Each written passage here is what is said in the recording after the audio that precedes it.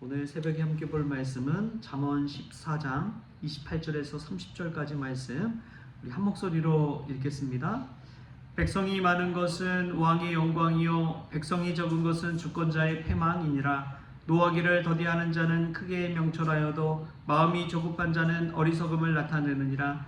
평안한 마음은 육신의 생명이나 시기는 뼈를 썩게 하느니라. 아멘. 할렐루야. 말씀에서 귀한 은혜가 저와 여러분에게 있기를 소망합니다. 오늘 말씀에 보면 이제 백성이 많은 것은 왕의 영광이요 백성이 적은 것은 주권자의 패망이니라 라고 이야기하는데, 저는 이 말씀 묵상하다 보니까 이 왕의 가져야 될 그 능력이 뭘까? 물론 리더십도 있어야겠지만 포용력이 아닐까 싶습니다. 포용력을 가진 사람 안에는 많은 사람들이 모이기 마련이죠. 이 정치판을 봐도 그렇더라고요. 여당 야당이 있고 정권을 잡고 그러면은 순식간에 이제 이 야당을 밀어내고 자기 사람들 다 앉히잖아요. 물론 정치를 하려면 그럴 수밖에 없겠지만, 그럼에도 불구하고 참 중요한 것이 그 자리에 리더의 자리에 올랐다면 야당의 말을 좀 들어주고 포용해주고 함께 어우러져 나가는, 전에는 적처럼 여겼지만 이제는 전체를 통합해서 지휘해서 가야 되는 입장이라면 야당의 이야기도 좀 들어주고 포용해주는 능력이 있어야 되지 않을까 싶습니다. 위치가 이제 달라졌기 때문에 그런 것이죠. 이 포용력이 얼마나 중요한지요. 포용력을 또 그냥 개인과 개인의 이야기로 나누면 소통과 공감하는 능력이 아닐까 싶습니다. 서로 대화 나누고 들어주는 능력. 근데 이 사람이 참 쉽게 변하는 게요, 연애할 때랑 결혼할 때가 너무나 다르잖아요. 연애할 때는 연애하는 그 사람, 사랑하는 사람의 말을 귀담아 듣고 자꾸만 변합니다. 신기하게 변해요. 그 사람에 맞춰서 이 사랑의 힘이 있어서 그런지 참 많은 것들이 변합니다. 부지런하지 않던 사람도 부지런하고 집안일 안 하는 사람도 집안일을 하게 되고 그 사람에 맞춰서 그렇게 변화되어져 가는 것이죠. 근데 결혼하고 나면은 어떻게 됩니까? 처음에는 잘 듣는 것 같은데 시간이 가면 갈수록 5년, 10년, 20년 뭐 이렇게 쭉 지나다 보면은 제일 말 안 듣는 게 이 부부 사이인 것 같아요. 제가 이제 집에 전화를 이렇게 많이 하는 편은 아닙니다. 근데 가끔 한 번씩 어머니에게 전화가 올 때가 있어요. 어머니한테 전화 와서 전화 받자마자 그럽니다. 선영아, 너희 아빠 때문에 미치고 펄쩍 뛰겠다. 답답해 죽겠다. 내 말도 절대 안 듣는다. 어떻게 해야 되냐? 네가 좀 얘기 좀 해줘라.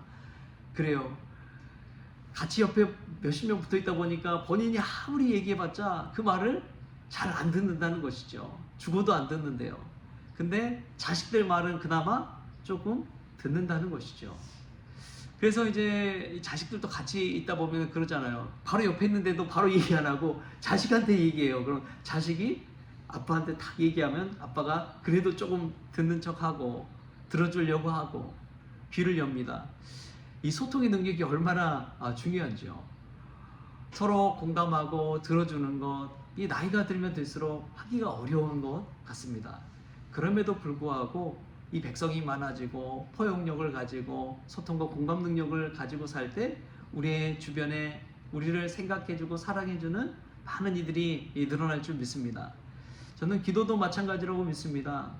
하나님 말씀에 귀담아 듣는 것, 그게 얼마나 중요합니까? 그러한 사람이 은혜도 받는 것입니다. 아무리 하나님의 말씀 많다고 해도요, 듣지 않는 사람은 은혜 받아요, 못 받아요? 못 받는 거예요. 하나님의 말씀 가운데 그 말씀을 나에게 주신 생명의 말씀, 은혜 말씀으로 들을 때, 귀담아 들을 때 은혜도 받는 것이지요.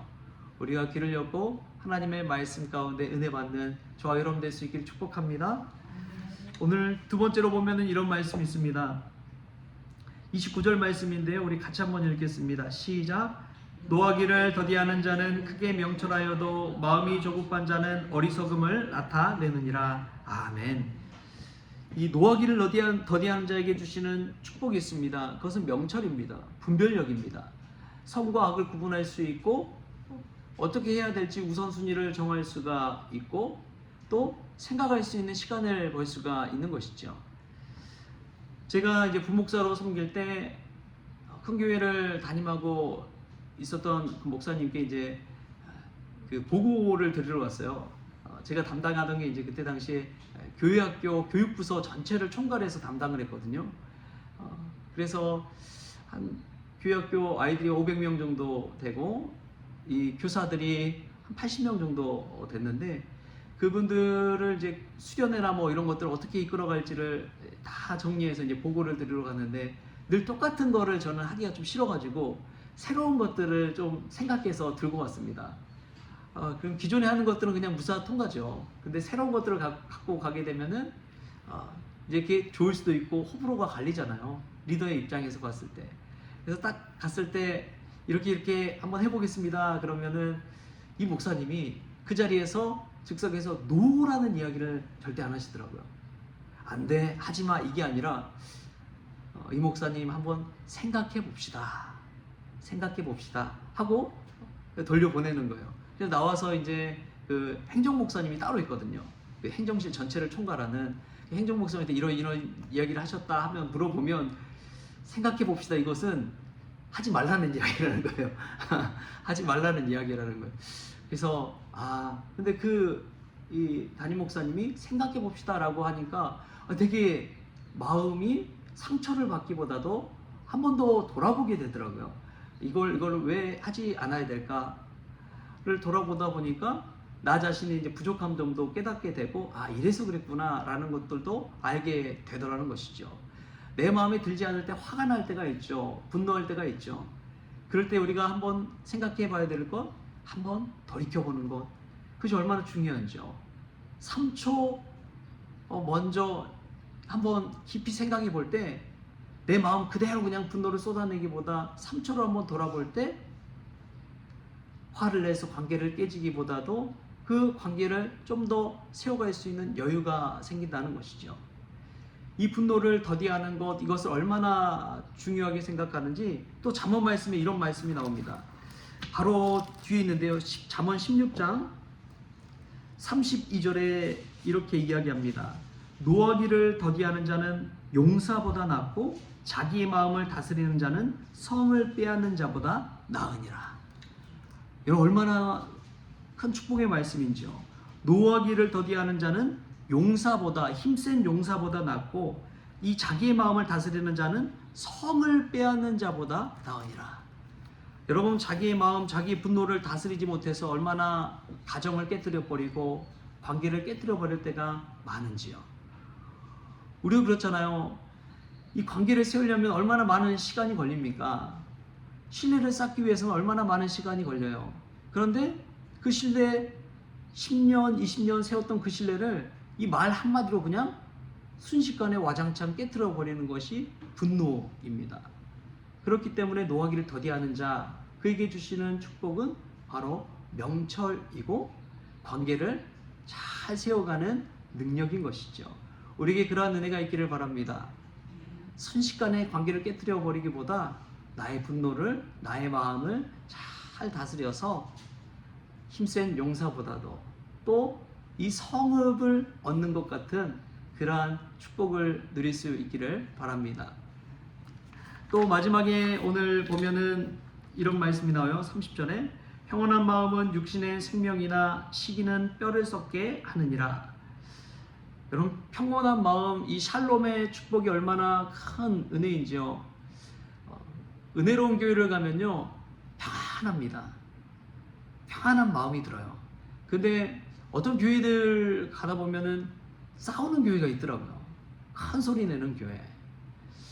왜 교회가 저럴까? 왜 예수님 믿는 자들이 저렇게 싸울까? 그런 생각을 들면은 때로는 하나님이 계실까 하는 의문까지도 들 때도 있죠. 저도 한번 교회 갔을 때 이 주방에서 권사님들, 그 은혜롭던 권사님들 싸우는 거 보고 깜짝 놀랐어요.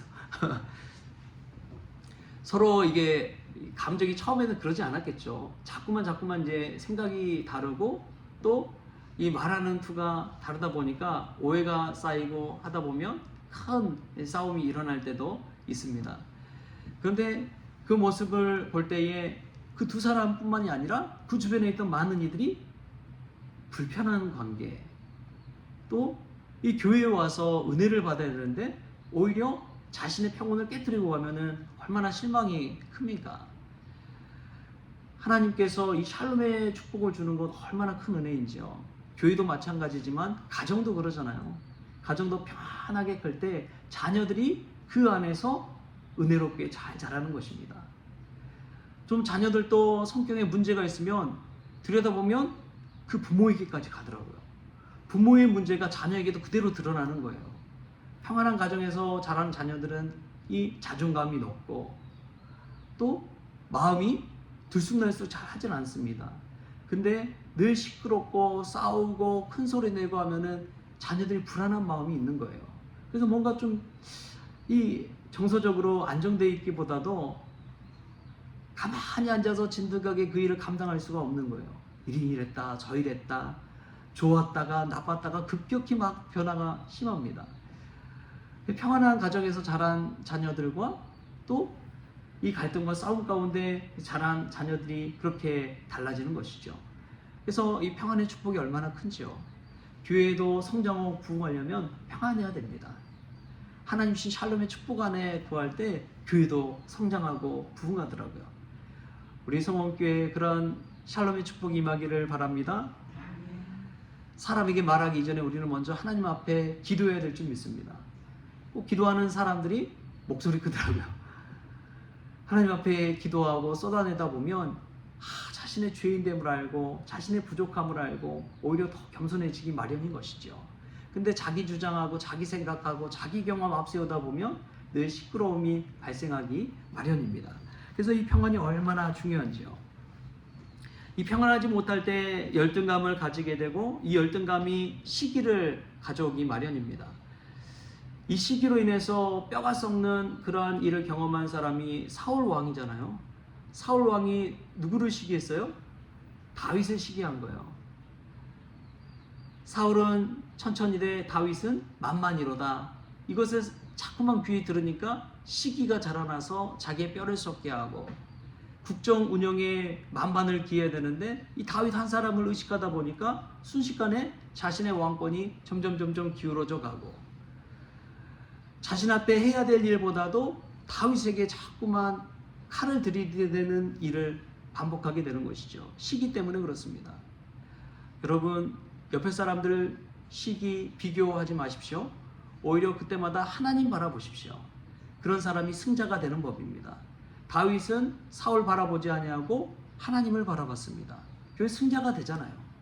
우리도 그렇습니다. 옆에 뭐 잘 되는 거 부러워하지 마시고 또 못 되는 것 기뻐하지 마시고 배아파하지 마시고 하나님 바라보면서 결국엔 승리가 되는 저와 여러분 될 수 있기를 좋으신 예수님의 이름으로 축원합니다.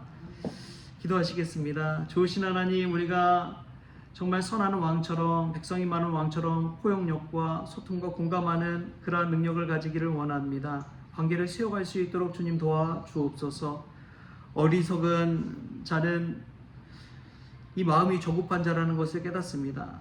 반면에 노하기를 더디하는 자에게 명철을 주시고 축복을 주신 것처럼 하나님 우리의 마음을 잘 다스려서 가정도 교회도 든든하게 세워갈 수 있도록 축복하여 주옵소서.